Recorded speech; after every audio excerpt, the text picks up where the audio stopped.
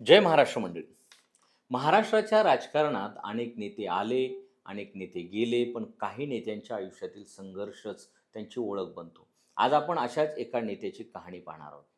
धाराशिवचे खासदार, उद्धव ठाकरे गटाचे आक्रमक नेते आणि सध्या ऑपरेशन टायगर चर्चेमुळे पुन्हा एकदा राज्याच्या राजकारणाच्या केंद्रस्थानी आलेले ओमराजे निंबाळकर.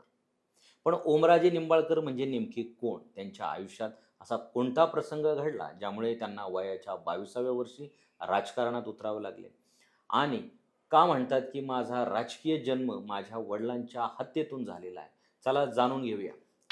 नमस्कार मंडळी, मी पी.के. भांडुलकर आणि तुम्ही पाहतात सत्ता मंच. बातमी नव्हे तर बातमी मागचं विश्लेषण. मंडळी, ह्या संपूर्ण स्टोरीला आपण मुद्देसूद पाहूया.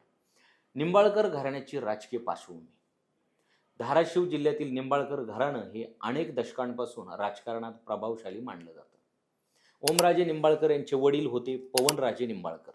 ते धाराशिवच्या राजकारणातील एक उदयोन्मुख आणि लोकप्रिय नेता म्हणून ओळखले जात होते. त्यामुळे राजकारणाचा वारसा त्यांना घरातूनच मिळाला होता. आता त्यांचं बालपण आणि शिक्षण कुठं झालं? तर ओमराजे निंबाळकर यांचा जन्म 17 जुलै 1983 रोजी धाराशिव जिल्ह्यात झाला. शालेय शिक्षण धाराशिवमध्ये झाले. पुढे उच्च शिक्षणासाठी ते लातूर आणि नंतर पुण्यात गेले. अभियांत्रिकीचे शिक्षण सुरू असतानाच त्यांच्या आयुष्यात एक अशी घटना घडली ज्यानं त्यांचं संपूर्ण आयुष्य बदलून टाकलं. मुद्दा क्रमांक 3. 3 जून 2006 आयुष्य बदलून टाकणारा दिवस. 3 जून 2006 मुंबईहून धाराशिवकडे परत येत असताना पवनराजे निंबाळकर यांची नवी मुंबई परिसरात गोळ्या झाडून हत्या करण्यात आली. या घटनेने संपूर्ण महाराष्ट्र हादरला. तेव्हा ओमराजे अवघे 22 वर्षाचे होते. एका क्षणात वडिलांचं छत्र हरपलं, कुटुंब उद्ध्वस्त झालं. पण याच घटनेतून त्यांच्या राजकीय संघर्षाची सुरुवात झाली. पुढे त्यांनी अनेक वेळा सांगितलं की माझा राजकीय जन्म याच घटनेतून झालेला आहे. राजकारणात अनपेक्षित प्रवेश. विशेष म्हणजे सुरुवातीला ओमराजेंना राजकारणात विशेष रस नव्हता. मात्र वडिलांच्या हत्येनंतर समर्थकांनी त्यांच्याकडे नेतृत्वाची अपेक्षा ठेवली. अवघ्या 23व्या वर्षी त्यांनी जिल्हा परिषद निवडणूक लढवली आणि विजय मिळवला. याच विजयाने त्यांच्या राजकीय कारकिर्दीची पायापाणी झाली. विधानसभा ते लोकसभा. 2009 मध्ये त्यांनी उस्मानाबाद विधानसभा मतदारसंघातून विजय मिळवत महाराष्ट्र विधानसभेत प्रवेश केला. यानंतर स्थानिक राजकारणात त्यांनी आपली स्वतंत्र ओळख निर्माण केली.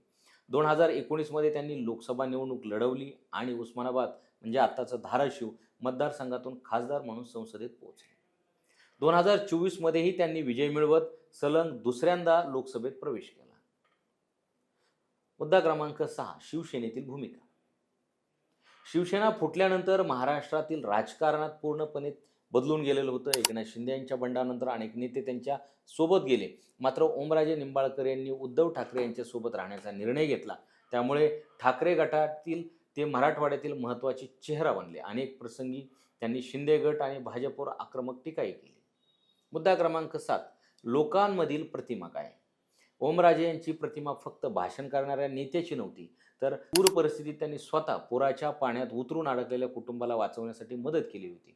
त्या घटनेचा व्हिडिओ राज्यभर व्हायरल झाला आणि अनेकांनी त्यांच्या धाडसाचं कौतुक केलं. मुद्दा क्रमांक 8. पवनराजे हत्या प्रकरण आणि न्यायाची लढाई. आजही ओमराजे निंबाळकर यांच्यासाठी सर्वात भावनिक विषय म्हणजे त्यांच्या वडिलांच्या हत्येची घटना. गेली 2 दशकं हे प्रकरण न्यायालयात सुरू आहे. अनेक मुलाखतींमध्ये त्यांनी सांगितलेले की त्यांचा संघर्ष केवळ राजकीय नाही तर न्यायासाठी देखील आहे. विरोधकाला संपवण्यासाठी हत्या केली, पण त्यातूनच नवा विरोधक जन्माला आला, असं त्यांनी एका प्रतिक्रिया देताना ते म्हटलेले आहे. मुद्दा क्रमांक 9. ऑपरेशन टायगर आणि नवीन चर्चा. 2026 मध्ये ऑपरेशन टायगर चर्चेमुळे ओमराजे पुन्हा राज्याच्या राजकारणाच्या केंद्रस्थानी आले. त्यांच्या नावाची शिंदे गटात जाणाऱ्या खासदारांमध्ये चर्चा झाली. मात्र दुसरीकडे ठाकरे गटाने त्यांना निष्ठावान नेता म्हणून मांडले. राजकीय वर्तुळात अनेक तर्कवितर्क सुरू असले तरी ओमराजेंची भूमिका हा महाराष्ट्राच्या राजकारणातील चर्चेचा विषय बनलेला आहे. ओमराजे निंबाळकर यांची कहाणी ही फक्त एका खासदाराची कथा नाही, ही एका तरुणाची कथा आहे ज्याने वडिलांची हत्या, राजकीय संघर्ष, वैयक्तिक वेदना आणि सार्वजनिक जीवनातील आव्हाने यांचा सामना करत स्वतःची वेगळी ओळख निर्माण केली. आज ते धाराशिवच्या राजकारणातील एक प्रभावी चेहरा आहेत. पण त्यांच्या आयुष्याचा सर्वात मोठा प्रश्न अजूनही तोच आहे. पवनराजे निंबाळकर हत्या प्रकरणात न्याय कधी मिळणार? आणि दुसरा प्रश्न, महाराष्ट्राच्या बदलत्या राजकारणात ओमराजे निंबाळकर यांची पुढची भूमिका काय असणार? याचं उत्तर येणारा काळच देईल. तर मंडळी, अशाच अपडेटसाठी, राजकीय घटनांसाठी तुम्ही सत्तावनच्या चॅनलला सबस्क्राईब करा आणि इन्स्टा पेजला फॉलो करायला विसरू नका.